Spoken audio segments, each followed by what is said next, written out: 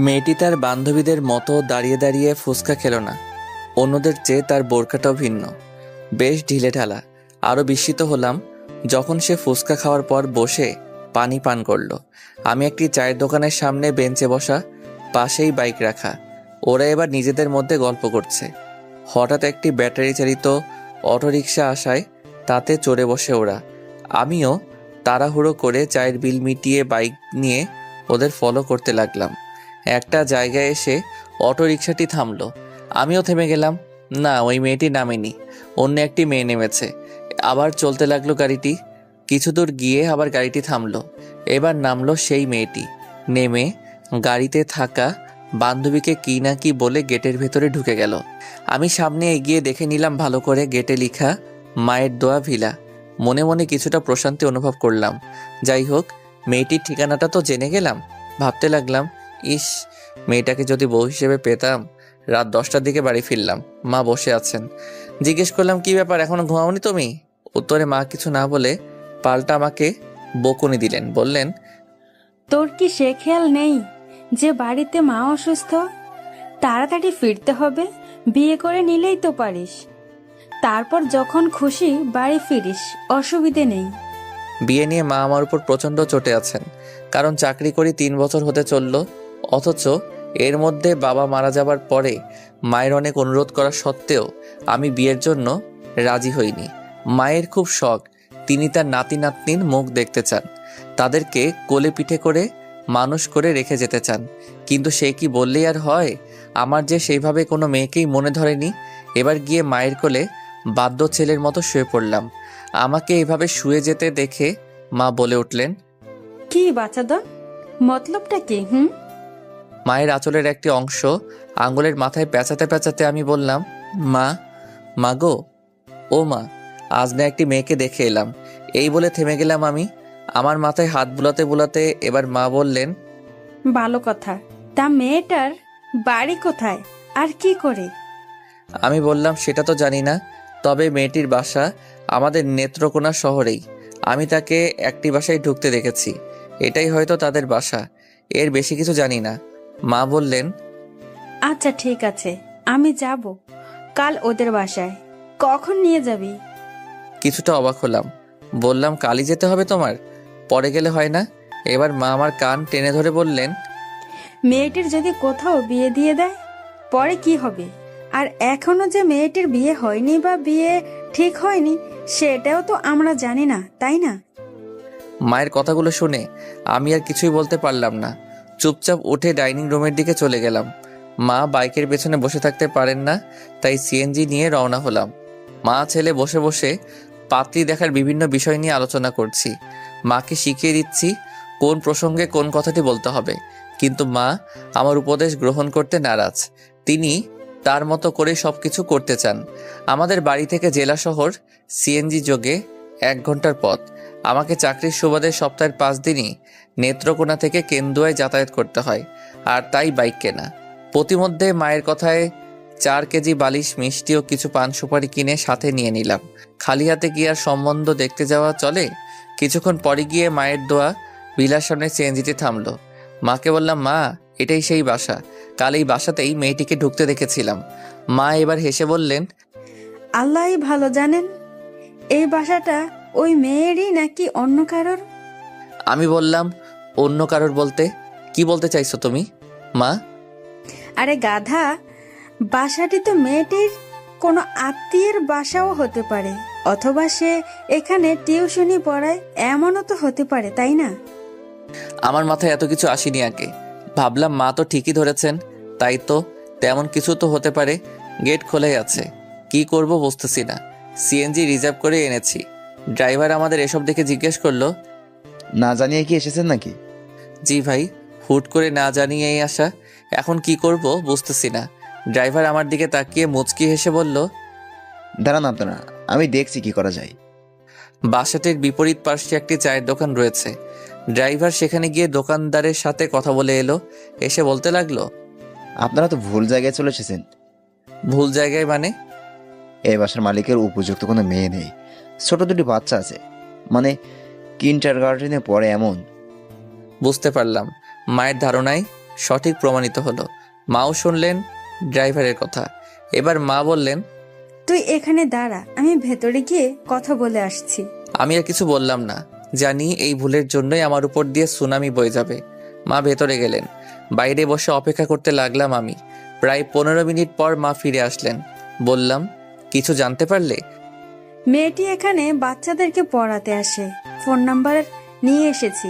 কি করবি এখন? ফোনে কথা বলে মেয়েটির বাসায় যাবি নাকি ফিরে যাবি?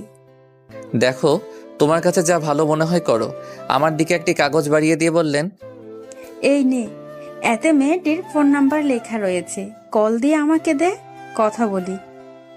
নম্বরটি ডায়াল করে মায়ের হাতে দিলাম ফোনটা। মা একটু দূরে চলে গেলেন কথা বলার জন্য। আমি চুপচাপ বসে রইলাম সিএনজিতে। ভাবতে লাগলাম, কপালে এসবও লেখা ছিল। মা এসে সিএনজিতে উঠে বসে বললেন, মেয়েটির মায়ের সাথে কথা হয়েছে, বাসায় যেতে বলল। আলহামদুলিল্লাহ। তা বাসার ঠিকানা বলেনি? বলেছে। এই বলে ড্রাইভারকে মেয়েটির বাসার ঠিকানা বললেন মা। ড্রাইভার এবার আমাদের নিয়ে চলতে লাগলো কাঙ্ক্ষিত নতুন গন্তব্যে। মিনিট 10 পর একটি বাসার সামনে এসে সিএনজিটি থামলো। ড্রাইভারকে জিজ্ঞেস করলাম, এটাই কি ওই জায়গা? জি এটাই। নেমে কাউকে জিজ্ঞেস করেন, আরো নিশ্চিত হতে পারেন কিন্তু। আমি নামলাম এবার। মাও নামলেন। মা বললেন, ওই নাম্বারে কল দে তো। আবার বল আমরা সিএনজি নিয়ে রাস্তায় দাঁড়িয়ে আছি, কেউ যেন আসে। মায়ের কথা মতো কল দিলাম আমি। রিং হচ্ছে। রিসিভ করতে আমি সালাম দিলাম, আসসালামু আলাইকুম। ওপাশ থেকে সুরেলা কণ্ঠে জবাব আসলো, ওয়ালাইকুম সালাম। আপনারা এসেছেন? জি, আমরা রাস্তায় দাঁড়িয়ে আছি। কাউকে পাঠালে ভালো হতো। একটু অপেক্ষা করুন, পাঠাচ্ছি। এই বলে ফোনটা কেটে দিল। সুর শুনেই একেবারে কাত হয়ে গেলাম আমি। এত মিষ্টি সুর। এমন সময় মা বললেন, কি রে, কি বললো? পাঠাচ্ছি কাউকে, দাঁড়াতে বলল। মা আমার দিকে তাকিয়ে শুধু হাসছেন। আমি আর কিছু বলছি না। জানি আজ যদি মেয়ে পছন্দ না হয় তাহলে আমার কপালে দুঃখ আছে। মিনিট 2 পরই একটি ছেলে আসলো। চেহারাটা বেশ মিষ্টি। আমাদের দেখেই বুঝে ফেললো মেহমান আমরাই। সে বলল, ভেতরে আসুন, আসুন আমার সাথে। গেলাম ছেলেটির পিছু পিছু। একটু ভেতরে ঢুকে 3 তলা একটি বিল্ডিং। আমাদেরকে নিয়ে 2 তলায় গেল ছেলেটি। দরজায় দাঁড়িয়ে বলল, এটি আমাদের ফ্ল্যাট, ভেতরে চলুন। ফ্ল্যাটটি বেশ বড়সড়ই দেখাচ্ছে। আমাদেরকে গেস্ট রুমে নিয়ে বসানো হলো। মিষ্টি আর পান সুপারিগুলো ছেলেটিকে নিয়ে যেতে বললাম। একে একে সে সেগুলোকে নিয়ে গেল ভেতরে। সবকিছু বেশ সাজানো গোছানো।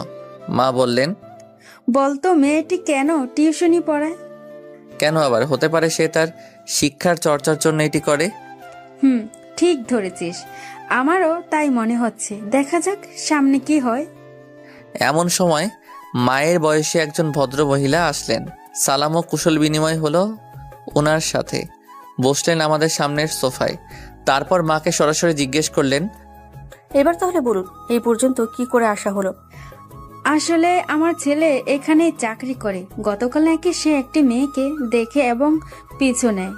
মেয়েটি গাড়ি থেকে যে বাসায় ঢুকে সে ভেবে নেয় মেয়েটির বাসা সেটাই।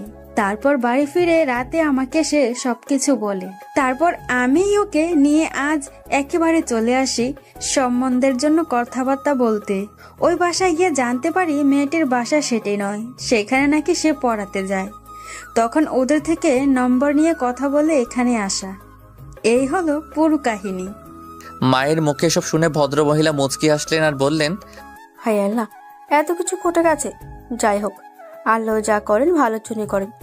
তবে আপনার ছেলে যে মেয়েকে দেখেছিল সে আসলে আমাদের মেয়ে নয়, বলতে গেলে সে আমার ভাইয়ের মেয়ে। গত বছর একটি সড়ক দুর্ঘটনায় আমার একমাত্র ভাই আর ভাবি মারা যান।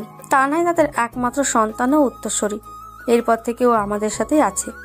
আমি নিয়ে এসেছিলাম আমার কাছে। খুব আদরের মেয়ে ছিল ও, আমাদের কাছেও আদরেই আছে। কখনো ওর বাবা মায়ের অভাব বুঝতে দেইনি। এখন আপনি চাইলে ওর সাথে কথা বলতে পারেন। আমি ওর ওপর কোনো কিছু চাপিয়ে দিতে পারবো না। যা হবে ওর ইচ্ছা মতোই হবে। মাকে উদ্দেশ্য করে শেষের কথাগুলো বললেন উনি। এবার মা বললেন, তাহলে আমি প্রথমে তার সাথে একান্তে কথা বলে নিই, তারপর না হয় আমরা সে বিষয়ে কথা শুনবো। মায়ের কথায় ভদ্রমহিলা সায় দিলেন। মাকে সাথে করে উনি চলে গেলেন অন্য রুমে। এদিকে আমার হার্টবিট বেড়েই চলেছে। কি হতে কি চলেছে আল্লাহ মালুম। মেয়েটির বিয়ের জন্য রাজি হবে তো? মেয়েটিকে মায়ের পছন্দ হবে তো? মেয়েটিকে যদি মায়ের খুব পছন্দ হয় আর মেয়েটি যদি বিয়ে করবে না বলে দেয় তখন কি হবে? এরকম রাজ্যের সকল ভাবনা এসে জড়ো হতে লাগলো আমার মাথায়। প্রতিটি মুহূর্তই আমার কাছে খুব দীর্ঘ মনে হচ্ছিল, কিন্তু মায়ের ফিরে আসা পর্যন্ত অপেক্ষা করা ছাড়া আর কিছুই করার ছিল না আমার। প্রায় মিনিট 15 বাদে মা ফিরে এলেন। মায়ের উপস্থিতি টের পেয়ে আমি সোফা ছেড়ে উঠে দাঁড়িয়ে গেলাম। মুখে কোনো কথা নেই আমার। যা জিজ্ঞেস করার মাকে চোখের ভাষায় জিজ্ঞেস করে নিয়েছি। মাও তার চাঁদ মুখের মুচকি হাসিতে উত্তর জানিয়ে দিলেন। ভাবিস না খোকা, মেয়েটা একদম মাশাআল্লাহ, খুব পছন্দ হয়েছে আমার। মায়ের হাসি দেখে আমার তো তাই মনে হলো। হ্যাঁ, আমার ধারণাই সঠিক। কাছে এসে চুপি চুপি মা আমাকে এবার সেটা বলেই নিশ্চিত করলেন। এবার কাপা কাপা স্বরে মাকে জিজ্ঞেস করলাম, সব কথাই কি সেরে ফেলেছো নাকি? মা সোফায় বসতে বসতে বললেন, না, মেয়েটি তোর সাথে কথা বলতে চায়। শুধু কি আমাদের তাকে পছন্দ করলে হবে?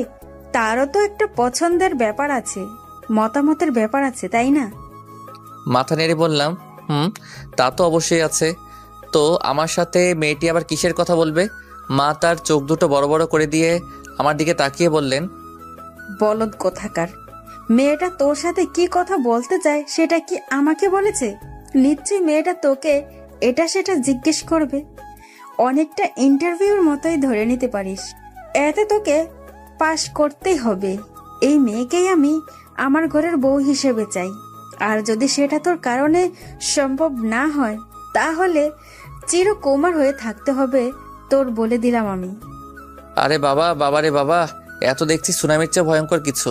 এটা তো রীতিমতো টর্চারে সামিল। অতীতেও মা আমাকে আদর করে বলদ, ছাগল, গাধা ইত্যাদি আরও কত কি বলে গালি দিত, কিন্তু এত সিরিয়াস হতো না। আজ তাকে এত সিরিয়াস দেখে আমি ইতিমধ্যে নার্ভাস ফিল করতে শুরু করলাম। জানি না সামনে কপালে কি আছে, তবে ভালো কিছু হলে তো ভালোই, আরও খারাপ কিছু হলে ঠিক কি হতে পারে সেটা ভেবেই আমি প্রায় নাজেহাল। চুপচাপ বসে আছি আমি, সামনে মা বসা। এমন সময় ওই ভদ্রমহিলা আসলেন। মাকে উদ্দেশ্য করে তিনি বললেন, তান্না আসতে চাইছে, আপনি কি এখানে থাকবেন নাকি ওরাই কথা বলবে? মা মুচকি এসে উনাকে বললেন, অসুবিধে নেই, আমরা বাইরে বসি, আর ওরা নিজেদের মধ্যে যা কথা বলার বলে নিক।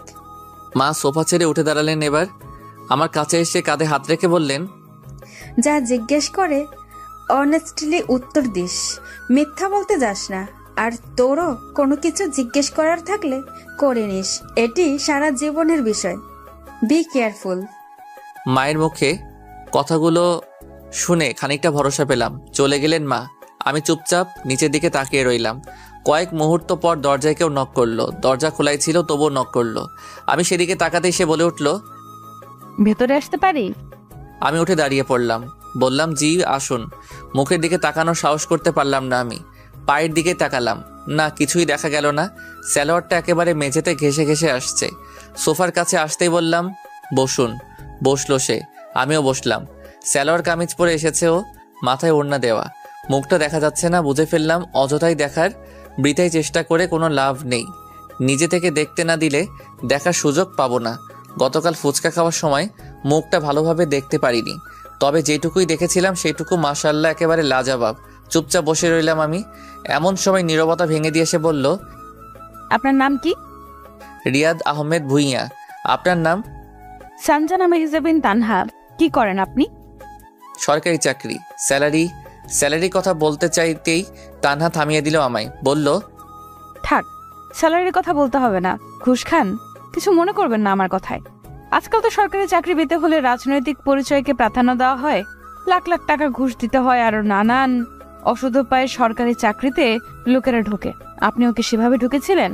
আর কর্মক্ষেত্রে ঘুষের বিনিময়ে কোনো কাজ করেন কি না? আমি এবার বুক ফুলিয়ে বললাম, না, আল্লাহর রহমতে আমাকে তেমন কিছুই করতে হয়নি। নিজের যোগ্যতায় আর স্বচ্ছভাবেই চাকরিতে ঢুকেছি, আর ঘুষ নিয়ে কোনো কাজ করি না। আলহামদুলিল্লাহ, খুশি হলাম। তা ধূমপান করেন? মাঝে মধ্যে চলে একটু আধটু। এই একটু একটু চালানো যাবে না। রাজি? জি রাজি। নামাজ পড়েন? পড়ি, তবে নিয়মিত না। অফিস টাইমে কি নামাজ পড়তে দেয় না? দেয়। আজ আর এখন থেকে নামাজে নিয়মিত হতে হবে। পারবেন? ইনশাল্লাহ পারবো। আমাকে কিছু জিজ্ঞেস করার থাকলে করতে পারেন। না, আমার আর জিজ্ঞেস করার কিছুই নেই। তবে আমি তো আমাকে এখনো দেখেননি, সেটার কি হবে? তানহা এবার তাকালো আমার দিকে। ওর চেহারায় নজর পড়তেই মনে হলো এই যেন তরতাজা লাল টকটকে কোনো গোলাপ। বাকরুদ্ধ হয়ে গেলাম আমি। এমন সময়ও বলে উঠল। দেখা হয়েছে? আমি থতমত খেয়ে গেলাম। বললাম, জি হয়েছে। আমারও দেখা হয়ে গেছে। এবার কি আসতে পারি আমি? জি আসুন। তানহা বেরিয়ে গেল। নিজের চোখকেও আমি বিশ্বাস করতে পারছিলাম না, এটা কি দেখলাম আমি। এমন সময় মা ভেতরে আসলেন। এসে আমার কান টেনে ধরে বললেন, কি রে গাধা, এতদিনে একটা কাজের কাজ করলি তাহলে? এই জন্য তুমি আমার কান টেনে ধরবে? ধরবই তো। এই বলে আমার কান ছেড়ে দিলেন। মা আমার এমনই, আমাকে যেমন আদর করেন তেমন বকাঝকাও করেন। কখনো কখনো তো আমাকে কানে ধরিয়ে দাঁড় করিয়ে রেখেও শাস্তি দেন। আমি বললাম, মা এবার কি আমরা উঠবো তাহলে? একটু বস, দেখি ওরা কি বলে। যদি আজই সব কথা পাকাপাকি করতে চায় সেটা তো ভালোই, আর সময় নিতে চাইলে তো নেবেই। একটু অপেক্ষা কর। আচ্ছা ঠিক আছে। আমরা মা ছেলে বসে কথা বলছি, এমন সময় ভদ্রমহিলা আসলেন আর বললেন, আমাদের শায়নের বাবা বাসায় আসলে ওনার সাথে কথা বলে তারপর চূড়ান্ত কথা বলতে পারবো। আপনারা একটু বসুন, খাওয়া দাওয়া করে তারপর যাবেন। এমন সময় মা বলে উঠলেন, না না থাক, আমরা খাওয়া দাওয়া করেই এসেছি। আপনারা নিজেরা আলোচনা করে আমাদেরকে জানাইয়েন। ফোন নম্বর তো আছেই। আমরা উঠবো এবার। এই বলে মা উঠে দাঁড়ালেন। আমি উঠলাম। মাঝে হালকা নাস্তা করা হয়েছে। ভদ্র মহিলার সাথে কথা বলতে বলতে মা বাইরের দিকে যেতে লাগলেন। আমিও তাদের পিছু পিছু যেতে লাগলাম। আমি এতটাই টেনশনে ছিলাম যে আমাদের সাথে নিয়ে আসা সিএনজি ড্রাইভারের কথা মনে ছিল না আমার। বাইরে এসে দেখি বেচারা গাড়ির ভিতর ঘুমাচ্ছে। ডাক দিলাম আমি। উঠে গাড়িতে থাকা পানির বোতল নিয়ে মুখ ধুয়ে অলিগলির মধ্যে দিয়ে চলতে লাগলো সে। মেইন রোডে ওঠার পর তাকে বললাম, ভাই ভালো একটা রেস্টুরেন্টের সামনে গাড়িটা দাঁড় করিয়েন তো। আচ্ছা। কি রে, তোর খিদে লেগেছে? আগে বললেই তো পারতি, খেয়ে আসতি ওদের বাসা থেকে। না মা, আমার খিদে পাইনি। এই বলে ইশারা দিয়ে বুঝিয়ে দিলাম ড্রাইভারকে খাওয়ানো দরকার। এতটা পথ আমাদেরকে নিয়ে ড্রাইভিং করছে, তাকে খাওয়ানো উচিত। মা আমার দিকে তাকিয়ে মুচকি হাসলেন। তার হাসির মাঝে আমি গর্ববোধ লক্ষ্য করলাম। সে তার ছেলেকে নিয়ে গর্বিত বলে মনে হলো আমার কাছে। কিছুক্ষণ পর ড্রাইভার একটি রেস্টুরেন্টের সামনে গাড়িটি দাঁড় করিয়ে বলল, নামেন, এটি ভালো রেস্টুরেন্ট, এতে খাওয়া দাওয়া করতে পারেন। আমি তার দিকে একটি 500 টাকার নোট বাড়িয়ে দিয়ে বললাম, এটা নিন, আর এখান থেকে গিয়ে পেট ভরে খেয়ে আসুন। আমরা নাস্তা করে এসেছি, খিদে নেই। টাকাটা দেখে আমার দিকে অপলক দৃষ্টিতে তাকিয়ে রইল ড্রাইভার লোকটি। মুহূর্তেই যেন তার চোখ দুটো টলমল হয়ে গেল। সে টাকাটা নিবে কি নিবে না দ্বিধায় পড়ে গেল। এমন সময় মা বলে উঠলেন, টাকাটা নাও, গিয়ে খেয়ে এসো, আমরা বসছি। লোকটি এবার টাকাটা নিয়ে রেস্টুরেন্টের ভেতর চলে গেল। খুব ভালো লাগছিল আমার এই কাজে। মাও খুব খুশি হলেন। জানি না এমনটি করার তাড়না কোথা থেকে আসলো, তবে মনে হচ্ছিল খুব ভালো কিছুই হয়তো করেছি। সন্ধ্যার দিকে বাড়ি ফিরলাম আমরা। সচরাচর মা এমন জার্নি করেন না, তাই অনেকটা ক্লান্ত হয়ে পড়েছেন। আমিও কিছুটা ক্লান্ত। গোসল করে হালকা নাস্তা সেরে দিলাম এক ঘুম। তানহাকে কথা দিয়েছিলাম এখন থেকে নিয়মিত নামাজ আদায় করব। নামাজ যদিও আদায় করব একমাত্র মহান আল্লাহর জন্য, কিন্তু এটির জন্য তাগিদ দিয়েছে সে। তার কারণেই আজ ফজরের নামাজ আদায় করলাম। শেষ কবে ফজরের নামাজ পড়েছিলাম আমার মনেও নেই। বাহ, নামাজ পড়ে তো বেশ ভালোই লাগছে, চনমনে লাগছে অনেক। বাজারে চায়ের দোকানে বসে আছি, এমন সময় কল আসলো একটা। পকেট থেকে ফোনটা বের করে হাতে নিতেই দেখি তানহার নাম্বার। রিসিভ করলাম আমি, সালাম দিলাম আমি, আসসালামু আলাইকুম। ওয়ালাইকুম সালাম। তানহার ফুপুর কণ্ঠ বলে মনে হলো। সে বললেন, তোমার মা কোথায়? মা বাসায়, আমি বাজারে এসেছিলাম। তানহার ফুপার সাথে বিষয়টি নিয়ে কাল রাতে কথা হয়েছে, ওনার কোনো দ্বিমত নেই। তোমার মা চাইলেই এবার কথা বলে দিন তারিখ ঠিক করে নিতে পারেন। আলহামদুলিল্লাহ, আমি কিছুক্ষণ পরই মায়ের সাথে কথা বলিয়ে দিব। আচ্ছা ঠিক আছে। এই বলে উনি ফোনটা কেটে দিলেন। চায়ের বিল মিটিয়ে বাড়ির উদ্দেশ্যে রওনা হলাম।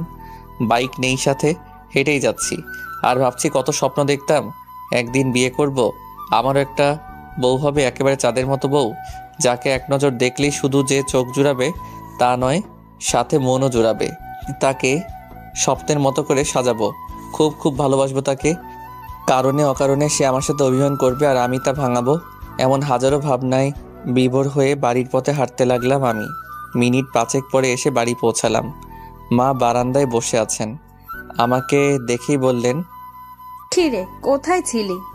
আমি আরো ভাবছিলাম তোকে এখন কল দিব। এই তো বাজারে গিয়েছিলাম। এই বলে পকেট থেকে ফোনটা বের করে তানহার নম্বরে কল করে দিতে যাব, এমন সময় মা বলে উঠলেন, তোর মামা নাকি তোর জন্য একটা মেয়ে দেখেছে, কল দিয়েছিল একটু আগে। তোকে নাকি ছবিও পাঠিয়েছে, বলল দেখেছিস? মায়ের মুখে এমন কথা শুনে যেন আকাশ থেকে পড়লাম আমি। বললাম, মামা মেয়ে দেখেছে মানে? কী সব বলছো তুমি? মা নিচের দিকে তাকিয়ে বললেন, আমি ঠিকই বলছি। এবার মায়ের সামনে হাঁটু গেড়ে বসে ছলছল চোখে তার দিকে তাকিয়ে বললাম, একটু আগে তানহার ফুপু কল দিয়েছিলেন। উনি বলেছেন তুমি চাইলেই এখন কথা বলে সব পাকাপাকি করে ফেলতে পারো। আর এখন কি না তুমি বলছো মামা আমার জন্য মেয়ে দেখেছে? এটা কি করে হয় মা? মা আমার দিকে চেয়ে একটা রহস্যের হাসি দিয়ে বললেন, কি রে, তানহার প্রতি কি এতটাই টান জন্মে গেছে তোর? আমি চুপচাপ নিচের দিকে চেয়ে রইলাম, বললাম না কিছু। এবার মা বললেন, তোর মামা বলেছে ওই মেয়েটা নাকি অনেক সুন্দরী, তোকে নগদ 5 লক্ষ টাকা দিবে, আর জিনিসপত্র তো দিবেই। এত কিছু শুনে আমি মুখের উপর না করতে পারিনি। এবার তুই কি ঠিক করবি? কর। আমার মাথার রক্ত গরম হয়ে গেল। এবার মাকে বললাম, কি বললে এটা? মামা কি আমাকে নিয়ে ব্যবসা করতে চাইছে? 5 লক্ষ টাকা দিবে মানে? আমি কি যৌতুক নিয়ে বিয়ে করব? মা, তুমি কি করে মামার এসব কথার পরও চুপ করেছিলে? কিছু বলনি কেন মামাকে? দাঁড়াও, আমি কল দিয়ে জিজ্ঞেস করছি। এই বলে ফোনে মামার নম্বরটি বের করতে যাব, এমন সময় মা আমাকে আটকে দিয়ে বললেন, হয়েছে হয়েছে, কাজ হয়ে গেছে। এই নে ধর, কথা বল তানহার সাথে। মা আমার দিকে তাকিয়ে কথাগুলো বললেন, আর সাথে সেই রহস্যমাখা হাসি। আমি অবাক হলাম কিছুটা। বললাম, তানহার সাথে কথা বলবো বলতে মানে কি? তোর সাথে তানহার ফুফু কথা বলার পর তানহা কল দিয়েছিল আমায়। ও কাল আমার নম্বর রেখেছিল। আমি বসে বসে এতক্ষণ ওর সাথেই কথা বলছিলাম, এমন সময় তুই চলে আসলি, তাই তোকে একটু বাজিয়ে তানহাকে শুনিয়ে দিলাম তুই যে আমার সোনার টুকরো ছেলে। নে ধর, ও লাইনেই আছে, কথা বল। মা যে এতটাও ডেঞ্জারাস সেটা আমি আগে জানতাম না। বাবারে বাবা, মানতেই হবে তাকে। আমার গলায় একদম পানি ছিল না। মায়ের হাত থেকে ফোনটা নিয়ে ঘরের ভেতরে চলে এলাম। একেবারে নিজের রুমে এসে বিছানায় শুয়ে পড়লাম। আসসালামু আলাইকুম। ওয়ালাইকুম আসসালাম। কি করছেন এখন? এই তো শুয়ে আছি, আপনি? বসে আছি। নামাজ পড়েছিলেন? জি। Very good. নাস্তা করা হয়েছে? জি, চা নাস্তা করেছি। আমি আসলে ভাবতেও পারিনি যে হুট করে মা আপনার এত বড় একটা পরীক্ষা নেবেন। আসলে আমি জানতাম না এটা। উনি শুধু বলেছিলেন আমি যেন লাইনে থাকি, এইটুকুই। পরে তো আপনাদের মা ছেলের মধ্যে যা যা কথা হয়েছে আমি শুধু এপাশ থেকে ওপাশ শুনেছি। তবে আপনার পার্সোনালিটি সত্যি আমাকে মুগ্ধ করেছে। আমি এটা ভেবে খুবই খুশি যে খুব শীঘ্রই আমি আপনার গর্বিত অর্ধাঙ্গিনী হতে চলেছি, যদি আল্লাহ চান তো। ইনশাল্লাহ, দেখা যাক। তা এখনই কি মাকে কথা বলিয়ে দিব আপনার ফুপুর সাথে? দিতে পারেন। আচ্ছা, আমি ফুফুর কাছে ফোনটা নিয়ে যাচ্ছি, আপনি মায়ের কাছে যান। আচ্ছা ঠিক আছে। এবার মায়ের কাছে ফোনটা নিয়ে গিয়ে বললাম, এই নাও, তানহার ফুপুর সাথে কথা বলো। ওনার কাছে ফোন নিয়ে যাচ্ছে ও। মা আমার হাত থেকে ফোনটা নিয়ে কানের সাথে লাগিয়ে বসে রইলেন, অপেক্ষা করছেন ওপাশ থেকে রেসপন্সের। আমি আর মায়ের পাশে থাকলাম না, চলে গেলাম ওয়াশরুমের দিকে। মিনিট 15 পরে গোসল সেরে বেরোলাম আমি। সকালে গোসল করে অভ্যস্ত হয়ে গেছি। আমি বের হয়েছি তার টের পেয়ে মা দরজায় এসে নক করলেন। যদিও দরজাটা লক করা ছিল না, এটাই নিয়ম, কারণ বাইরে থেকে তো আর বোঝা সম্ভব হয় না যে ভেতরে থাকা মানুষটি ঠিক কোন অবস্থায় আছে। এজন্য আমাদের সকলেরই উচিত নিজের ঘরে হোক বা অন্যের ঘরে, কোথাও কারোর রুমে হুট করে অনুমতি না নিয়ে ঢুকে না পড়া। সালাম দেওয়া, কলিং বেল বাজানো, দরজায় নক করা, মোট কথা যখন যে পরিস্থিতিতে যেটা করতে হয় সেটা করা। আর পরপর 3বার নক করার পরও কোনো সাড়া শব্দ না পেলে ফিরে যাওয়া। মা এবার দরজায় নক করে আমার অনুমতির অপেক্ষায় বাইরে দাঁড়িয়ে রইলেন। এসো ভেতরে। মা এবার ঢুকলেন আমার রুমে। তার চেহারায় আনন্দের ছাপ স্পষ্ট। বললাম, কি ব্যাপার, হাসছো যে? আগামী শুক্রবার তারিখ ঠিক করেছি, এবার খুশি তো? আলহামদুলিল্লাহ। ভালো করবে না? আবার সেটা তুমি খুব ভালো করেছো। এখন কিভাবে কি হবে না হবে সেটা বলো শুনি। আজকে ফোনে সবাইকে জানিয়ে দিলেই হবে। আর কেনাকাটা যে করতে হয় সেটা তো তোকেই করতে হবে। আর তোর মামাকে কল দিচ্ছি এখন।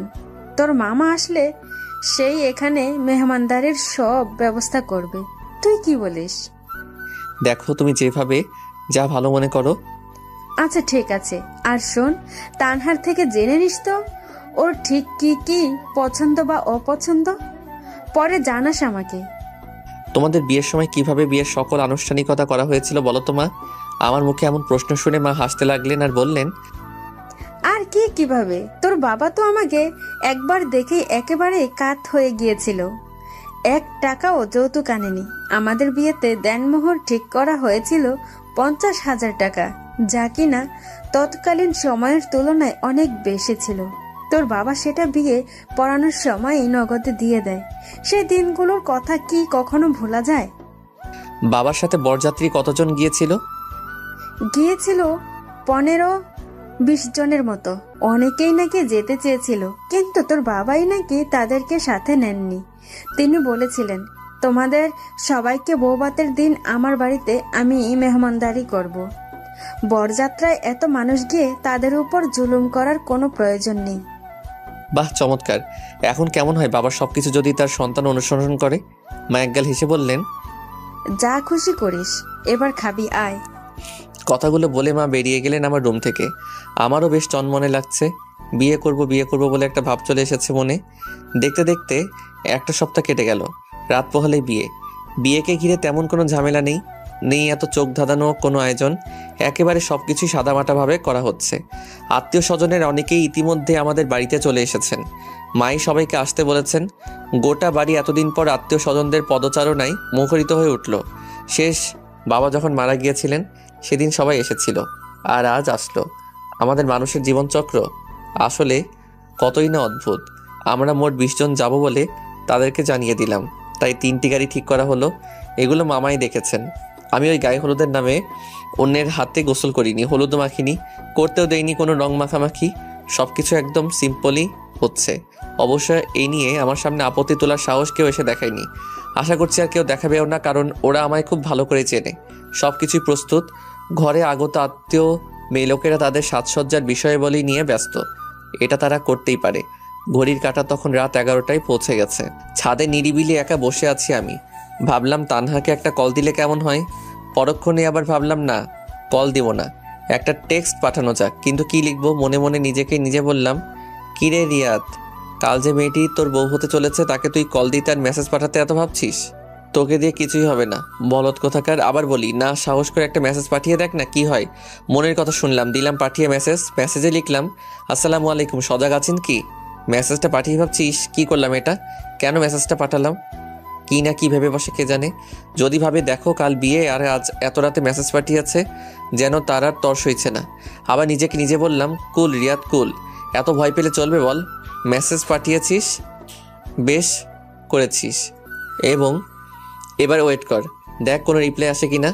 অপেক্ষা করতে লাগলাম আমি। মিনিট 10 পার হয়ে গেল, কোনো রিপ্লাই এলো না। ভাবলাম হয়তো ঘুমিয়ে পড়েছে ও। হতাশ হলাম কিছুটা, কিন্তু কিছুই করার ছিল না আমার। এভাবে আরও বেশ কিছু সময় কেটে গেল। ঠিক করলাম ঘুমাতে যাব। এমন সময় টুংটাং শব্দ করে উঠলো ফোনটা। আতকে উঠলাম আমি। হাতে ফোনের স্ক্রিনের দিকে তাকিয়ে দেখি তানহা মেসেজ পাঠিয়েছে। ওয়ালাইকুম আসসালাম। বান্ধবীরা এসেছেন, ওদের সাথে ছিলাম এতক্ষণ। কি করেন আপনি? এই তো ছাদে বসে আছি। খেয়েছেন রাতে? জি খেয়েছি। আপনি? জি খেয়েছি। এত রাতে ছাদে বসে কি তারা গুনছেন নাকি? একা একা কি আর তারা গণনা করা যায় বলুন? কেউ থাকলে না একটা কথা ছিল। আচ্ছা, তা তারা গুনে দিলে কি দিবে শুনি? এখনই বলতে পারছি না, কেউ তারা গুনে দিক, আগে পরে দেখা যাবে। অনেক রাত হয়েছে, যান ঘুমান গিয়ে। আচ্ছা ঠিক আছে, আপনিও। আচ্ছা, আল্লাহ হাফেজ। আল্লাহ হাফেজ। অবশেষে এলো সেই কাঙ্ক্ষিত দিনটি। প্রতিটি মানুষের জীবনেই এই দিনটি একটি বিশেষ দিন। বিয়ে, হ্যাঁ বিয়ের দিন। আমাদের খেয়াল হলো জুম্মার নামাজে পড়ব নেত্রকোনার বড় মসজিদে গিয়ে। সে অনুযায়ী বেলা 12টার দিকে রওনা হলাম। আমাদের বাড়ি থেকে গাড়ি দিয়ে কেন্দুয়া বাজারে আসতে 1 মিনিটও লাগে না। বাজারে প্রবেশ করব অমনি ড্রাইভার হার্ড ব্রেক চেপে ধরল। থমকে উঠলাম। সবাই ব্যাপার কি দেখি হিজড়া সম্প্রদায়ের একদল লোক এসে সবগুলো গাড়িকে ঘেরাও করে ফেলেছে। ছন্দের তালে তালে কি জানি কি সমস্যাটা বলছে সবাই, আর হাততালি দিচ্ছে। সাথে থাকা ছোট ভাই আতিককে বললাম, আতিক দেখ তো নেমে ওরা কি চাই। আতিক নেমে গিয়ে ওদের সাথে কথা বলে এসে বলল, ভাই ওরা 10,000 টাকা দাবি করেছে, না দিলে নাকি গাড়িগুলোকে যেতে দিবে না। এখন কি করব? এবার আমি জানালার কাছ নামিয়ে বললাম, তোমাদের মধ্যে লিডার কে? আমার কথা শুনে একজন হিজড়া এগিয়ে এসে বলল, কেন রে, তুই কি আমাদের লিডারকে বিয়ে করবি নাকি? এই বলে ওরা সবাই হেসে উঠলো এবং নিজেদের ভঙ্গিমায় হাততালি দেওয়ার মাধ্যমে উল্লাস করতে লাগলো। এদিকে আমাদেরও দেরি হয়ে যাচ্ছে। আমি আবারও বললাম, তোমাদের লিডারকে আসতে বলো, আমি তার হাতে টাকা দিব। এবার ওদের লিডার এলো। আমি তার হাতে 5,000 টাকা ধরিয়ে দিয়ে বললাম, না ওইটা রাখো, আর আগামী পরশুর আমার সাথে দেখা করো। জানি না কেন ওরা আমার সাথে আর কোনো বাজে আচরণ করেনি। এরপর ওরা আমাদের রাস্তা থেকে সরে দাঁড়ায়। আমাদের বহনকারী গাড়িগুলো আবার ছুটে আসতে চলতে শুরু করে আপন গন্তব্যের পথে। হিজড়ারা যখন আমাদের বরযাত্রার গাড়িগুলোকে ঘেরাও করে ফেলেছিল তখন আশেপাশে আরও প্রায় অর্ধশত লোক জড়ো হয়ে গিয়েছিল। তারা সবাই দাঁড়িয়ে দাঁড়িয়ে মজা দেখছিল। আমাদের দেশে এই চিত্রটা খুবই পরিচিত। যদি কোথাও আগুন লাগে তবু বহু লোক সেটা দাঁড়িয়ে দাঁড়িয়ে উপভোগ করে, ছবি তুলে ভিডিও ধারণ করে। কাউকে দিনে দুপুরে পিটিয়ে কুপিয়ে মেরে ফেলতে থাকলেও লোকজন দাঁড়িয়ে থেকে সেই একই কাজ করে। এই সংস্কৃতি পরিবর্তন দরকার। তখন হিজড়াদের প্রতি আমার মোটেও কোনো বিরক্তি আসেনি কোনো ঘৃণা। যেটুকু বিরক্তি আর ঘৃণা জন্মেছিল মনে তার পুরোটাই ছিল আশেপাশে জড়ো হয়ে মজা দেখতে থাকা মানুষগুলোর প্রতি। বরং আমার কাছে প্রকৃতার্থে ওদেরকেই হিজড়া বলে মনে হয়েছিল। আমি একদম চুপচাপ বসে আছি। এমন সময় আতিক বলে উঠল, ভাই মানুষ হিজড়া হয় কেন? এর কি কোনো বৈজ্ঞানিক ব্যাখ্যা আছে? আমি ওর দিকে তাকাতেই ও বলে উঠল, আমরা জানি এখন তোমার মুড অফ, তবু বলো না যদি তেমন কোনো ব্যাখ্যা থাকে। কথা বলতে বলতে গেলে দেখবে মন ভালো হয়ে যাবে। ওকে আমি খুব ভালো করেই চিনি। যেভাবেই হোক ও আমার থেকে ঠিক কথা বের করে নিবে। আমি এবার বলতে লাগলাম, মানুষ কেন হিজড়া হয় এর বৈজ্ঞানিক ব্যাখ্যা রয়েছে। মানুষ হিজড়া হওয়ার বৈজ্ঞানিক ব্যাখ্যা হলো XX প্যাটার্ন ক্রোমোজোমে কন্যা শিশু আর XY প্যাটার্ন ক্রোমোজোমে সৃষ্টি হয় ছেলে শিশু। অর্থাৎ এক্সের সঙ্গে এক্সের মিলনে মেয়ে এবং এক্সের সঙ্গে ওয়াই এর মিলনে ছেলে সন্তান জন্ম নেয় এবং নারীরা XX ও ছেলেরা XY ক্রোমোজোম ধারণ করে। ভ্রূণের পূর্ণতার স্তরগুলোতে ক্রোমোজোম প্যাটার্নের প্রভাবে ছেলে শিশুর মধ্যে অন্ডকোষ আর কন্যা শিশুর মধ্যে ডিম্বকোষ জন্ম নেয়। অন্ডকোষ থেকে নিঃসৃত হয় পুরুষ হরমোন অ্যান্ড্রোজেন এবং ডিম্বকোষ থেকে নিঃসৃত হয় অ্যাস্ট্রোজেন। এক্ষেত্রে ভ্রূণের বিকাশকালে নিষিক্তকরণ ও বিভাজনের ফলে বেশ কিছু অস্বাভাবিক প্যাটার্নের সৃষ্টি হয়, যেমন XXY অথবা XYY। এর ফলে বিভিন্ন গঠনের হিজড়া শিশুর জন্ম হয়। একটা ব্যাপার হলো, একটি হিজড়া শিশুকে পরিণত বয়সে যাওয়ার আগে যদি যথাযথ মেডিকেল ট্রিটমেন্ট করা হয় তাহলে বেশিরভাগ ক্ষেত্রেই তাকে সুস্থ করা সম্ভব। কিন্তু যখন বোঝা যায় সে সাধারণ আর 10 জনের থেকে আলাদা, তখন আসলে অনেক দেরি হয়ে যায়। একইভাবে কোনো পুরুষ বা নারীও হিজড়া হতে পারেন। আতিক আমার মুখে কথাগুলো শুনে একেবারে অবাক হয়ে গেল। এবার আরও কৌতূহলী হয়ে বলল, আর ইসলাম কি বলে এটা সম্বন্ধে? আর ইসলামের দৃষ্টিতে এর ব্যাখ্যা পাওয়া যায়। হজরত ইবনে আব্বাস রাদিয়াল্লাহু তাআলা আনহু বলেন, হিজড়ারা জিনদের সন্তান। কোনো এক ব্যক্তি আব্বাস রাদিয়াল্লাহু তাআলা আনহুকে প্রশ্ন করেছিলেন, এটা কেমন হতে পারে? জবাবে তিনি বলেছিলেন যে মানুষ যেন তার স্ত্রীর মাসিক স্রাব চলাকালে যৌন সঙ্গম না করে। সুতরাং কোনো মহিলার সঙ্গে তার ঋতুস্রাব হলে শয়তান তার আগে থেকে এবং সেই শয়তান দ্বারা ওই মহিলা গর্ভবতী হয় ও হিজড়া সন্তান প্রসব করে। মানুষ ও জিনের যৌথ মিলনজাত সন্তানকে ইসলামে বলা হয় খুন্নাস। প্রমাণসূত্র সূরা বানী ইসরাইলের আর রহমান 54, ইবনে আবি হাতিম, হাকিম তিরমিজি। আসলে কি জানিস আতিক, কেউ তার নিজের দোষে হিজড়া হয় না। হিজড়া হওয়ার পেছনে তার নিজের কোনো হাত থাকে না। বর্তমানে বিশ্বের বহু দেশেই হিজড়াতের স্বীকৃতি রয়েছে। বাংলাদেশ সহ বিশ্বের বিভিন্ন দেশে তৃতীয় লিঙ্গের বা হিজড়াদের অবস্থান ধীরে ধীরে আরও দৃঢ় হচ্ছে। বাংলাদেশ তাদেরকে তৃতীয় লিঙ্গ হিসেবে স্বীকৃতি দেয় 2014 সালে। অস্ট্রেলিয়া ও নিউজিল্যান্ড 2011-12 সালে তৃতীয় লিঙ্গের জন্য নতুন নীতিমালা প্রণয়ন করেছে। ইউরোপীয় দেশগুলোর মধ্যে জার্মানি সর্বপ্রথম হিজড়া জনগোষ্ঠীকে অনির্ধারিত লিঙ্গ হিসেবে জন্মসনদ নিবন্ধনের মাধ্যমে স্বীকৃতি দেয়। ভারত 2014 সালের এপ্রিলে তৃতীয় লিঙ্গকে স্বীকৃতি দেয় এবং পাকিস্তান সরকারও 2009 সালে হিজড়াদের জন্য জাতীয় পরিচয়পত্র প্রণয়ন করে। যদিও মালদ্বীপ সহ আরও 54টি দেশ জাতিসংঘ কর্তৃক ঘোষিত লিঙ্গ পরিচিতির বিরোধিতা করে আসছে। আতিক আমার কথাগুলো শুনে একটা দীর্ঘশ্বাস নিয়ে বলল, ভাই বুঝলাম। আমাদের গাড়ি যদি ওরা না আটকাতো তাহলে এতগুলো কথা হয়তো ওকে আমার বলতে হতো না। বলে অবশ্য ভালোই হয়েছে, হিজড়াদের সম্বন্ধে সঠিক ধারণাটা এসেছে। হিজড়াদের জীবনমানের উন্নয়নের জন্য বাংলাদেশ সরকার বিভিন্ন পদক্ষেপ নিলেও তাতে ওদের যে ইনকাম হয় তার চেয়ে বরং রাস্তাঘাটে ভিক্ষাবৃত্তির নামে চাঁদাবাজি করে ওরা তার চেয়েও হাজারো গুণ বেশি টাকা ইনকাম করে ফেলে। তাই ওরা এসব বন্ধ করতে চায় না। কাজেই জনসাধারণের ভোগান্তি নিরসনে বিষয়টিকে নিয়ে আরও গুরুত্বের সাথে সংশ্লিষ্টদের কাজ করা দরকার বলে আমি মনে করি। এবার আতিকও চুপ, আমিও চুপ। গাড়ি সামনের দিকে এগিয়ে চলছে আর আমি ভাবছি আল্লাহর দুনিয়ায় কত রকমের মানুষের বসবাস। এই হিজড়াদের উগ্র আচরণে আর কাজকর্মে গ্রামে শহরে কত শত মানুষ অতিষ্ঠ। অথচ আমাদের দম্পতিরা চাইলেই সচেতনতার মাধ্যমে হিজড়ার সন্তান জন্ম ঠেকানোর চেষ্টা করতে পারে। নেত্রকোনা শহরে জুম্মার নামাজের আগে আগে গিয়ে পৌঁছালাম আমরা। নামাজ পড়ে রওনা হলাম তানহার ফুপুর বাসার উদ্দেশ্যে। সম্পূর্ণ ঘরোয়া পরিবেশে বিয়ের আয়োজন করা হয়েছে। আমি বলেছিলাম যেন এসব গেট বাঁধার ঝামেলায় না যান তারা। কথা শুনেছেন আমার? অনেক সময় দেখা যায় গেট পাশের টাকা নিয়ে কথা কাটাকাটিতে দ্বন্দ্বে জড়িয়ে হতাহতের ঘটনা ঘটে, এমনকি তার জেরে বিয়ে পর্যন্ত ভেঙে যায়। আমাদের আগমনের খবর পেয়ে তারা এসে সাদরে গ্রহণ করে নেয় আমাদের। বাসার ভেতরে সকলের আপ্যায়নের সব ধরনের ব্যবস্থা করা হয়। যথাসময়ে কাজী সাহেব এলেন। 2,50,000 টাকা দেনমোহর ধার্য করে বিয়ে সম্পূর্ণ করা হয় আমাদের। এতে তানহারও মত ছিল, কারণ দেনমোহর কত হবে না হবে এটা নিয়ে পাত্রী চাইলেই ডিমান্ড করার অধিকার রাখে, কেননা এর উপর কেবলমাত্র তারই হক বা অধিকার রয়েছে। অবশেষে সন্ধ্যা নামার আগেই আমরা রওনা হলাম বাড়ির উদ্দেশ্যে। নিজের বাবা মাকে হারানোর পর ফুপা ফুপুর কাছেই ছিল তানহা। তাদের মায়ের বাঁধন ছেড়ে চলে আসতে বড্ড কষ্ট হয়েছে ওর। খুব কান্নাকাটি করেছে, আর এতটাই কান্নাকাটি করেছে যে সে এখন একেবারে গা ছেড়ে দিয়ে ঘুমিয়ে পড়েছে। আর যেখানে মাথা রেখেও ঘুমিয়েছে সেই জায়গাটিকে তাদের সহধর্মিণীদের জন্য সুরক্ষিত রাখাটা প্রতিটি পুরুষ মানুষের জন্যই নৈতিক দায়িত্ব ও কর্তব্য। সন্ধ্যার পরপর বাড়ি এসে পৌঁছলাম আমরা। বউ এসেছে এমন সবাই বলছে। চাচিরা সবাই এসে জড়ো হয়ে গেছে। সবাই যে শুধুমাত্র বউ দেখতে এসেছে বিষয়টি আসলে ঠিক তা নয়। অনেকে নানান খুঁত বের করতেও এসেছে। দেখতে এসেছে বউয়ের সাথে জিনিসপত্র কী কী দিল বা না দিল, বউয়ের গায়ে গহনা কী পরিমাণ, সেগুলি বা আসল খাঁটি সোনার নাকি নকল। আমার একটা খারাপ গুণ হলো আমি যে কারোরই চোখের ভাষা খুব সহজে পড়ে ফেলতে পারি। কে কোন মতলব নিয়ে হাঁটাচলা করছে সেটার আন্দাজ করতে পারি।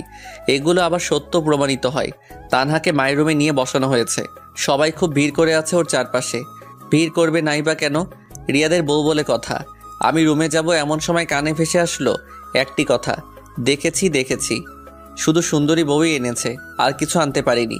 গলার স্বরটা আমার পরিচিত। হ্যাঁ, বারান্দায় থেকে কথাটি বলেছে কেউ। গেলাম আমি। আমাকে এভাবে সামনে ওরা কেউ আশা করেনি তখন। আপনজন বলতে বাড়ির মানুষই। ভাবতে পারিনি কথাটা আমি শুনে ফেলবো।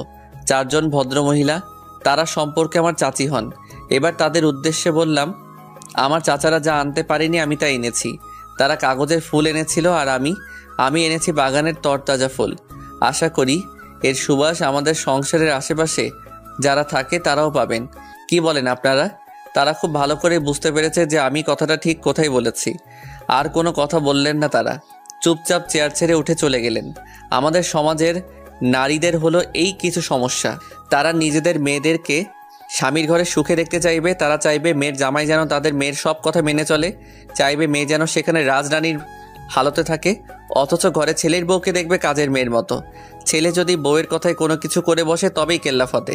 না না, আমার ছেলে আর আমার ছেলে নেই, আমার ছেলেকে জাদু করে ফেলেছে, আমার ছেলেকে বশ করে ফেলেছে, আরও কত কি। এসব বদলানো দরকার।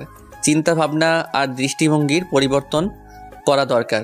আমাদের সমাজের নারীরা বদলে গেলে নারী নির্যাতনের হার অর্ধেকে নেমে আসবে। রাত গভীর হওয়ার সাথে সাথে মানুষ আনাগোনা কমে এলো। আমি সোফায় বসে আছি আর মনে মনে ভাবছি, বিয়ে করে বউ তো নিয়ে এলাম, কিন্তু তার কাছে যাব কখন? যাক বাবা, অবশেষে এই রাত 11:30টার দিকে বাসর ঘরে প্রবেশের অনুমতি মিলল। তাহলে গোটা ঘরে তখন শুনশান নীরবতা বিরাজমান। শান্তার নাকে মলা দিয়ে বললাম, যা এবার ঘুমো গিয়ে। শান্তা চলে যায় এবার। আমি রুমের সামনে দাঁড়িয়ে আছি। 5 মিনিট শুধু দাঁড়িয়ে থাকলাম। বাসর ঘরে কি করে ঢুকবো আর কি হবে না হবে তা ভেবেই আমার হাত পা ঠান্ডা হয়ে আসছিল। আশ্চর্যের বিষয়, আমার এমন লাগছিল কেন তার কিছুই বুঝতে পারছিলাম না। অতঃপর সাহস করে দরজাটা আলতো করে হালকা খুলেই ফেললাম। সালাম দিলাম আমি, আসসালামু আলাইকুম, আসবো ভেতরে? তানহা মৃদুস্বরে জবাব দিল, ওয়ালাইকুম আসসালাম, আসুন জনাব। দরজা লক করে বিছানার পাশে এসে দাঁড়ালাম। এবার তানহা বসে আছে। বললাম, অজু আছে কি তোমার? জি আছে, নামাজ পড়বেন?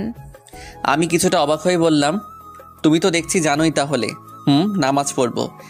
আচ্ছা দাঁড়ান। এই বলে ও বিছানা থেকে নেমে এসে জায়নামাজ বিছিয়ে দিল আমায়। নিজের জন্য বিছালো বাঁ দিকের একটু পেছনে। দুজনেই 2 রাকাত নফল নামাজ আদায় করে নিলাম। আমি উঠে যাব এমন সময় তানহা পেছন থেকে বলে উঠল, মোনাজাত করবেন না? আমি ওর দিকে তাকিয়ে মুচকি হেসে বললাম, তাই তো। ইস্তেগফার আর দরুদ শরীফ পড়ো। দোয়া পড়তে শুরু করলাম। হে আসমান জমিনের মালিক, হে পরওয়ারদিগারে আলম, হে রাব্বুল আলামিন, এই মধ্য রজনীতে তোমার 2 বান্দাবান্দি নিজেদের নতুন জীবনের সূচনা লগ্নে তুমি রাব্বুল আলামিনের দরবারে 2 রাকাত নফল নামাজ আদায়ের পর ভিখারির বেশে হাত উঠিয়েছি। মাওলা, তুমি আমাদের জীবনের সকল গুনাহ মাফ করে দাও। তুমি আমাদের দাম্পত্য জীবনের মধ্যে জান্নাতি সুখ আর শান্তি নাজিল করো। আমাদের পরস্পরের মধ্যে যেন কোনো ধরনের ভুল বোঝাবুঝি না হয়, সেই তৌফিক তুমি দান করো।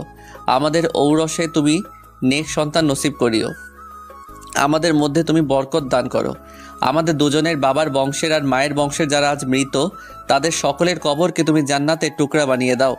জীবিতদেরকে সুস্থ আর দীর্ঘ নেট হায়াত দান করো।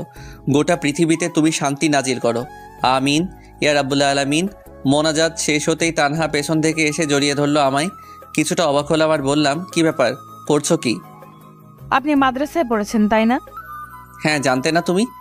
কে বলেছে যে জানবো? তা ঠিক, এটা বড় একটা মিস্টেক ছিল, জানানো হয়নি তোমায়। তো মাদ্রাসায় কতখানি পড়েছিলেন? আমি এবার উঠে দাঁড়িয়ে জায়নামাজগুলো রাখতে রাখতে ওকে বললাম, এই তো হিফজ পড়েছিলাম, পরে দাখিল দিয়ে কলেজে ভর্তি হয়ে যাই। তার মানে তুমি? তোমার স্বামী হাফেজ, তবে সে তোমার কাছে একজন দায়িত্বশীল এবং ভালো স্বামী হতে চায়, আর এটাই এখন তার মূল লক্ষ্য। এবার তানহাকে বিছানায় বসিয়ে ওর দেনমোহরের বাকি টাকাটা এনে ওর হাতে তুলে দিলাম, কেননা বিয়ে পড়ানোর সময় সেখানে 1 লক্ষ টাকা নগদ দিয়েছিলাম। টাকাগুলো দেখে তানহা বলল, শুনেছি দেনমোহরের টাকা না দিলে নাকি পাপ হয়। শুধু পাপ কি বলছো, এটা একটা অনেক বড় অন্যায়। এছাড়া দেনমোহরের টাকা পরিশোধ ব্যতীত স্ত্রীকে স্পর্শ না করতে পর্যন্ত বলা হয়েছে। বাদ দাও এসব। টাকাগুলো একসাথে বা যেভাবে সুবিধা হয় তুমি রেখে দাও। এর মালিক আজ থেকে তুমি। যেভাবে আর যে খাতে যখন খুশি আমার পারমিশন ছাড়াই খরচ করতে পারবে। এর উপর আমার কোনো হক বা অধিকার নেই। তানহার চোখে মুখে সে কি আনন্দ তাই টাকা পাবার জন্য নয়। ওর আনন্দের মাঝে আমার প্রতি ওর ভালোবাসা আর শ্রদ্ধার ঝলকানি দেখতে পাচ্ছিলাম, যা ওর স্বামী হিসেবে আমার জন্য খুবই গৌরবের বিষয়। আমাদের পুরুষদের মাথায় রাখা উচিত যে বিয়ের প্রথম রাতেই যেন স্ত্রীর সাথে মিলন না করা হয়, কারণ এই দিনে মেয়েটি তার সকল আত্মীয় স্বজনকে ছেড়ে সম্পূর্ণ নতুন একটি পরিবেশে আসে, নতুন পরিবারে আসে। বিয়ের নানান আনুষ্ঠানিকতা সংক্রান্ত ঝামেলার মধ্য দিয়ে সে এই দিনটি অতিবাহিত করে। ঠিক মতো খাওয়া দাওয়াও পর্যন্ত করতে পারে না, যার ফলে দুর্বল হয়ে পড়ে। এমন পরিস্থিতিতে একজন আদর্শবান স্বামীর কর্তব্য হবে সে যেন এই সময় স্ত্রীর সাথে বন্ধুসুলভ আচরণ করে। প্রথম রাতটি স্বামী স্ত্রী নানান রম্য কথাবার্তা বলে একে অপরের সাথে মিশে যেতে পারে। কাজে বিয়ের প্রথম রাতে স্বামীর উচিত এগুলো মাথায় রাখা এবং স্ত্রীর মনের সকল প্রকার ভয়ভীতি দূর করে দেয়া। আমি এবার শুয়ে উপরের দিকে চেয়ে আছি, তানহা পাশে বসা, চুপ করে আছে ও। আমি অপেক্ষা করছি ও কিছু বলে কিনা। না, বেশ কিছু সময় চলে যাওয়ার পরও ও কিছু বলছে না দেখে আমি বললাম, কি হলো, বসে আছো যে, শুবে না? তানহা আমতা আমতা করে বলল, জি হ্যাঁ। এই বলে ও বালিশে মাথা রেখে শুতে যাবে, এমন সময় আমি বললাম, বালিশে নয় বুকে এসো। ও যেন এমনি কোনো কিছু প্রত্যাশা করছিল, হেসে উঠল। অট্টহাসি নয়, মুচকি আসি। তুমি ছোটবেলায় কেমন ছিলে বলো তো? আমি ছোটবেলায় কেমন ছিলাম তা জেনে কি করবেন শুনি? আরে বলো না, খুব চঞ্চল ছিলে নাকি মিচকে শয়তান ছিলে? তেমন চঞ্চল নয়, আবার মিচকে শয়তানও নয়। গাছে চড়ার অভ্যাস ছিল কি? না, তবে ছোটবেলায় একদিন উঠানের পেয়ারা গাছে ওঠার চেষ্টা করেছিলাম। পরে একটুখানি উঠতেই নিচে পড়ে যাই আর ব্যথা পাই হাতে। এরপর আর কোনোদিন গাছে ওঠার কথা স্বপ্নেও ভাবিনি। আহারে, হাতের কোথায় ব্যথা পেয়েছিলে দেখি তো। তানহা এবার মাথা ভাসিয়ে আমার বুকে আলতো করে কিল বসিয়ে বলল, সেটা কি এখনো আছে নাকি? আমি ব্যথা না পেয়েও ব্যথা পাবার ভান করলাম, যেন ওর থেকে সিম্প্যাথি পাই। পেলামও সেটা, তবে কি করে পেলাম তা এখানে বলার মতো নয়। পাঠক নিজ দায়িত্বে বুঝে নেবেন। এই অল্প কিছুক্ষণের মধ্যেই দুজনে এতটা কাছাকাছি চলে আসতে পারবো সেটা আমি ভাবতেও পারিনি। আমাকে স্বাভাবিক দেখেও বলল, তা জনাব, ঘুমাবেন না? সারা জীবনই তো ঘুমাবো, আজকে রাতটা না হয় নির্ঘুমই কাটুক। আচ্ছা বলুন তো, স্ত্রীকে কখনোই কাদের সম্পর্ক তুলে বকাঝকা করতে নেই? আমি জেনেও সঠিক উত্তরটা দিলাম না। জানি ভুল কিছু বললে ও যদি আমাকে ভুল ধরতে পারে এবং সেটার সঠিক জবাবটা আমায় বলতে পারে, তাহলে ওর মনটা অনেকটাই ফুরফুরে হয়ে যাবে। তাই বললাম, কি নিয়ে আবার? স্ত্রীদেরকে কখনোই খাবার দাবার সম্পর্কে বকাঝকা করতে নেই। তানহা বলল, মোটেই না, ভুল বলেছেন আপনি। তাহলে সঠিক উত্তরটা কি হবে শুনি? স্ত্রীদের কখনোই তাদের বাপের বাড়ির সম্পর্ক টেনে বা তাদের মা বাবার সম্পর্ক টেনে বকাঝকা করতে নেই। এতে সরাসরি ওদের কলিজায় গিয়ে আঘাত করে, খুব কষ্ট পায় তারা। তাই নাকি? আচ্ছা, বিষয়টা মাথায় থাকবে। তা তোমার কি কি পছন্দ আর অপছন্দ বলো তো শুনি। এতদিন নিজের একটা পছন্দ অপছন্দের বিষয় ছিল, কিন্তু আজ থেকে আমার পছন্দ আর অপছন্দটা নির্ভর করবে আপনাকে ঘিরে। সেটা আবার কিভাবে? আপনার যা পছন্দ আমার পছন্দের তালিকাতেও সেটা যোগ হবে, আপনার যা অপছন্দ সেটা আমারও অপছন্দের তালিকায় চলে যাবে। কিন্তু এটা কেন? দেখুন, একজন মেয়ে লোক জন্মের পর তার ভরণ পোষণের সকল প্রকার দায় দায়িত্ব থাকে তার বাবা মায়ের উপর, এবং সেটা বিয়ের আগ পর্যন্ত। বিয়ের পর সেটা দায়িত্ব গিয়ে অর্পিত হয় স্বামীর উপর।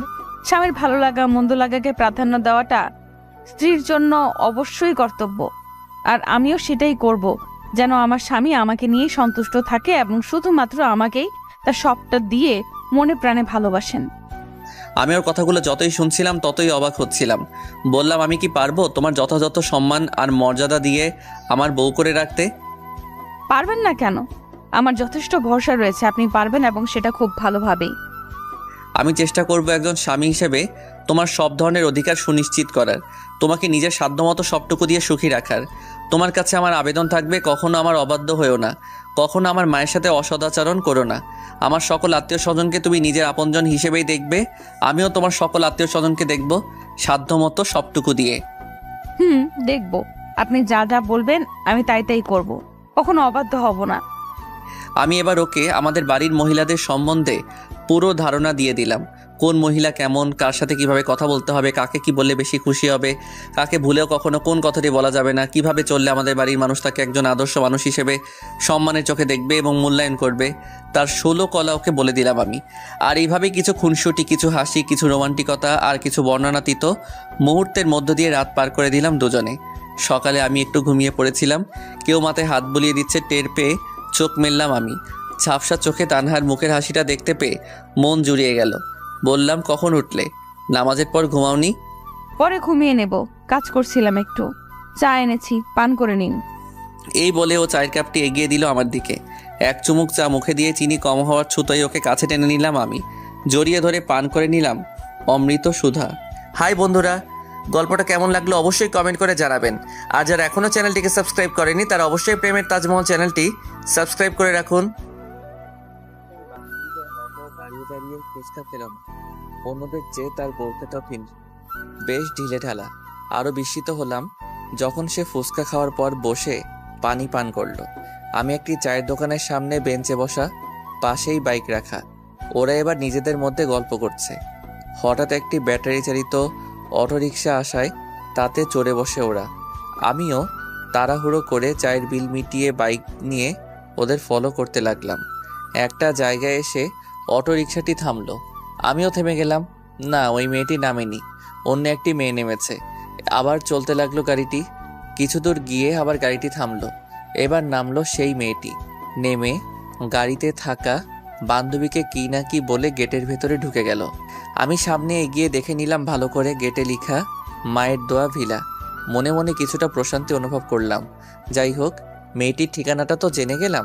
ভাবতে লাগলাম, ইস, মেয়েটাকে যদি বউ হিসেবে পেতাম। রাত 10টার দিকে বাড়ি ফিরলাম। মা বসে আছেন। জিজ্ঞেস করলাম, কি ব্যাপার, এখনো ঘুমাওনি তুমি? উত্তরে মা কিছু না বলে পাল্টা আমাকে বকুনি দিলেন। বললেন, তোর কি সে খেয়াল নেই যে বাড়িতে মা অসুস্থ?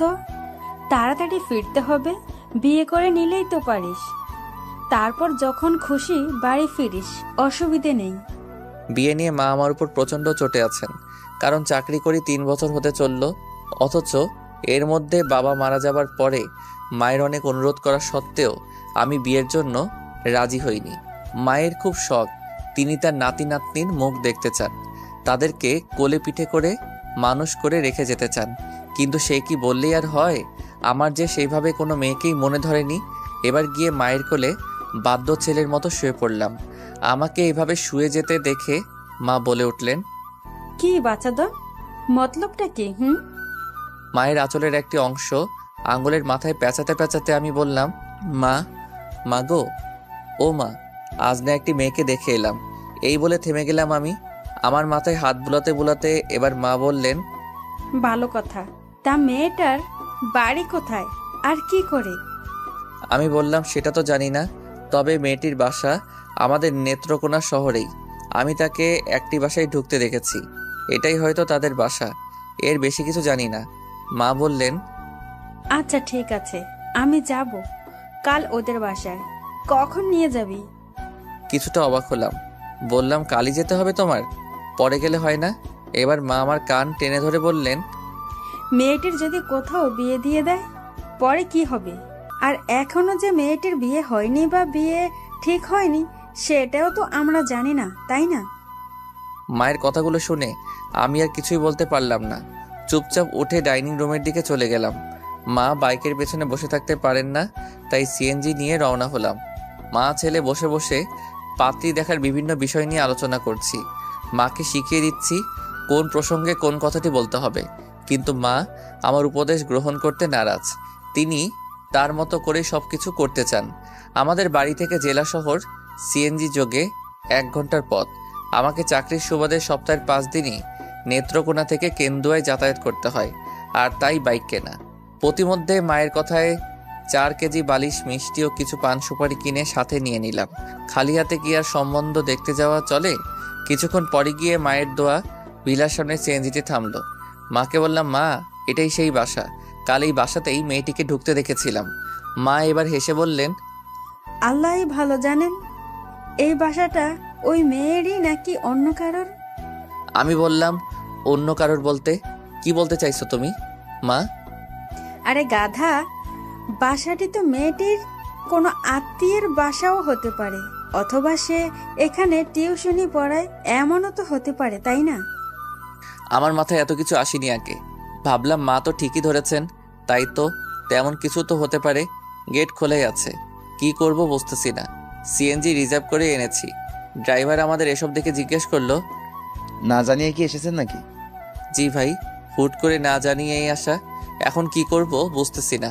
ড্রাইভার আমার দিকে তাকিয়ে মুচকি হেসে বলল, দাঁড়ান আপনারা, আমি দেখছি কি করা যায়।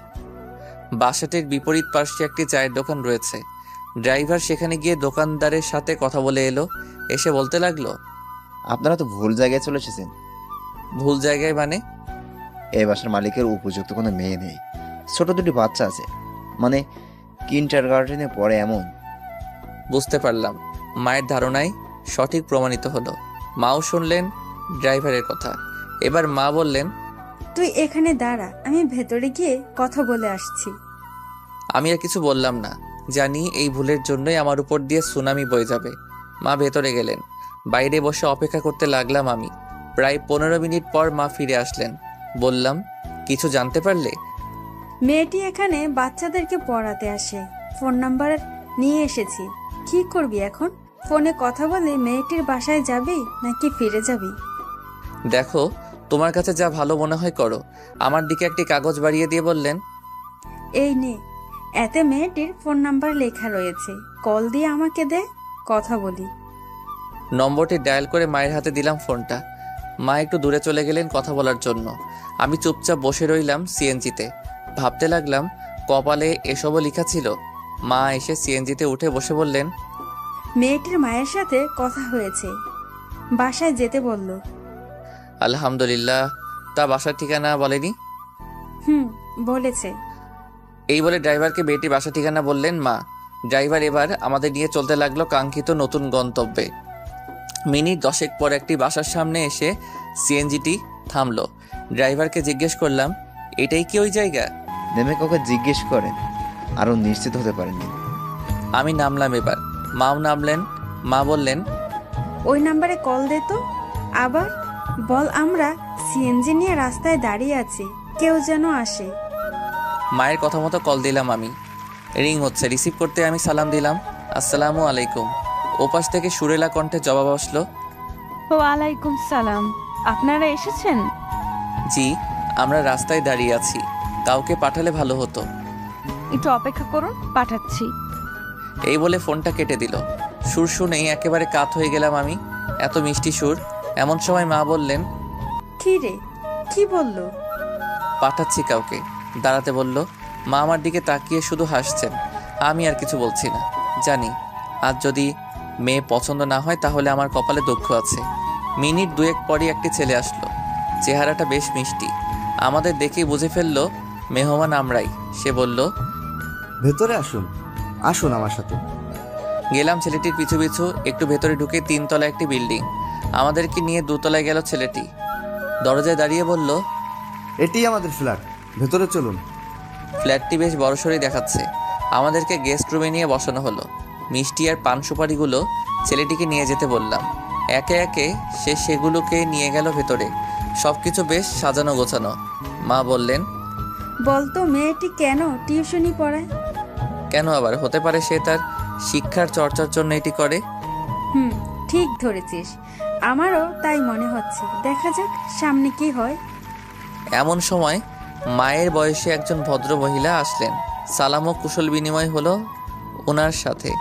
বসলেন আমাদের সামনের সোফায়। তারপর মাকে সরাসরি জিজ্ঞেস করলেন, এবার তাহলে বলুন, এই পর্যন্ত কি করে আসা হলো? আসলে আমার ছেলে এখানে চাকরি করে।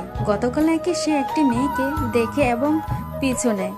মেয়েটি গাড়ি থেকে যে বাসায় ঢুকে সে ভেবে নেয় মেয়েটির বাসা সেটাই। তারপর বাড়ি ফিরে রাতে আমাকে সে সবকিছু বলে। তারপর আমি ওকে নিয়ে আজ একেবারে চলে আসি সম্বন্ধের জন্য কথাবার্তা বলতে। ওই বাসায় গিয়ে জানতে পারি মেয়েটির বাসা সেটি নয়, সেখানে নাকি সে পড়াতে যায়। তখন ওদের থেকে নম্বর নিয়ে কথা বলে এখানে আসা। এই হলো পুরো কাহিনী। মায়ের মুখে সব শুনে ভদ্র মহিলা মুচকি আসলেন আর বললেন, হাই আল্লাহ, এত কিছু ঘটে গেছে। যাই হোক, আল্লাহ যা করেন ভালোর জন্যই করেন। তবে আপনার ছেলে যে মেয়েকে দেখেছিল সে আসলে আমাদের মেয়ে নয়, বলতে গেলে সে আমার ভাইয়ের মেয়ে। গত বছর একটি সড়ক দুর্ঘটনায় আমার একমাত্র ভাই আর ভাবি মারা যান। তা নয় তাদের একমাত্র সন্তান ও উত্তরসূরি। এরপর থেকে ও আমাদের সাথেই আছে। আমি নিয়ে এসেছিলাম আমার কাছে। খুব আদরের মেয়ে ছিল ও, আমাদের কাছেও আদরেই আছে। কখনো ওর বাবা মায়ের অভাব বুঝতে দিইনি। এখন আপনি চাইলে ওর সাথে কথা বলতে পারেন। আমি ওর ওপর কোনো কিছু চাপিয়ে দিতে পারবো না। যা হবে ওর ইচ্ছা মতোই হবে। মাকে উদ্দেশ্য করে শেষের কথাগুলো বললেন উনি। এবার মা বললেন, তাহলে আমি প্রথমে তার সাথে একান্তে কথা বলে নিই, তারপর না হয় আমরা সে বিষয়ে কথা শুনবো। মায়ের কথায় ভদ্রমহিলা সায় দিলেন। মাকে সাথে করে উনি চলে গেলেন অন্য রুমে। এদিকে আমার হার্টবিট বেড়েই চলেছে। কি হতে কি চলেছে আল্লাহ মালুম। মেয়েটির বিয়ের জন্য রাজি হবে তো? মেয়েটিকে মায়ের পছন্দ হবে তো? মেয়েটিকে যদি মায়ের খুব পছন্দ হয় আর মেয়েটি যদি বিয়ে করবে না বলে দেয় তখন কি হবে? এরকম রাজ্যের সকল ভাবনা এসে জড়ো হতে লাগলো আমার মাথায়। প্রতিটি মুহূর্তই আমার কাছে খুব দীর্ঘ মনে হচ্ছিল। কিন্তু মায়ের ফিরে আসা পর্যন্ত অপেক্ষা করা ছাড়া আর কিছুই করার ছিল না আমার। প্রায় মিনিট 15 বাদে মা ফিরে এলেন। মায়ের উপস্থিতি টের পেয়ে আমি সোফা ছেড়ে উঠে দাঁড়িয়ে গেলাম। মুখে কোনো কথা নেই আমার। যা জিজ্ঞেস করার মাকে চোখের ভাষায় জিজ্ঞেস করে নিয়েছি। মাও তার চাঁদ মুখের মুচকি হাসিতে উত্তর জানিয়ে দিলেন, ভাবিস না খোকা, মেয়েটা একদম মাশাআল্লাহ, খুব পছন্দ হয়েছে আমার। মায়ের হাসি দেখে আমার তো তাই মনে হলো। হ্যাঁ, আমার ধারণাই সঠিক।